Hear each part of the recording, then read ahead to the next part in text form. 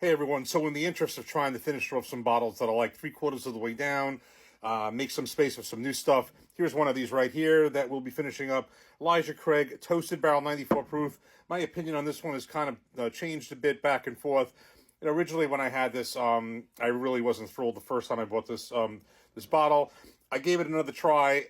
I liked it more than I did the first time. And I kind of think of it like this. The Elijah Craig small batch, I started out with 94 proof a long time ago, liked it. But now my palate's changed. I really don't care for the Elijah Craig small batch 94 proof, the regular one, very much. It's around $31, $32 if I do something like that. On the other hand, I love these Elijah Craig barrel proofs that are, I don't know, $79, somewhere in the 70s in that range generally by me. Also the private barrels. But this one's kind of a midpoint in price. It's around $54. This one, the Toasted Barrel, as well as the Toasted Rye also. I get the price structure. It kind of makes sense. There's another barrel involved, a Toasted Barrel. I understand it being more than the small batch. But in terms of just toasted barrels, toasted bourbons, which I've really gotten into recently, and I like a whole bunch of them. To me, this is not one of the better ones. I think it's a little bit thin. There are far better toasted bourbons. I got one right here, the Toasted Peerless. Now, of course, this is like, I got it for $84 and it was on the cheap side because I know this thing goes for even more than that. At the Kentucky Bourbon Festival, I tried a bunch of craft distilleries, toasted bourbons. Those were, some of them were not cheap. So I guess I say it like this: in terms of where this is priced, it's probably for the money. It's a little bit less than some other toasted bourbons I've had.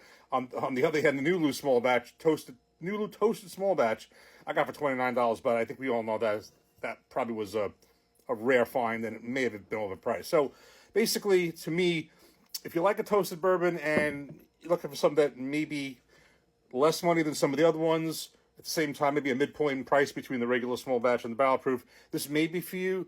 In my opinion, that's really kind of where it fits in. But in truth, I would rather spend the money, depending how much money, obviously. But there are toasted bourbons, other ones that are better to me. So I really thought the first time wasn't a rebuy. I don't think this is a rebuy for me just because I just think there's far better out there. But it wasn't bad in my opinion. It did change. And, for the price, I don't want to call something an entry-level toasted bourbon, but I think $54 for this toasted bourbon may be better price than some others if you want to give it a try. Cheers. And a final thought, I think that the taste profile that I don't like in the small batch regular 94 proof, the toasted here, it has a little bit of that profile, but I think it improves it with the toasted. At the same time, it's not anywhere near what the barrel proofs are. I think that's just loaded with flavor, just so much better. As I said, midpoint in price, midpoint, maybe in the quality between the small batch and the barrel proof, but they're all far better toasted bourbons. Some of them may be more money. So I kind of leave it there. Not a rebuy for me, but certainly not bad by any means. Cheers.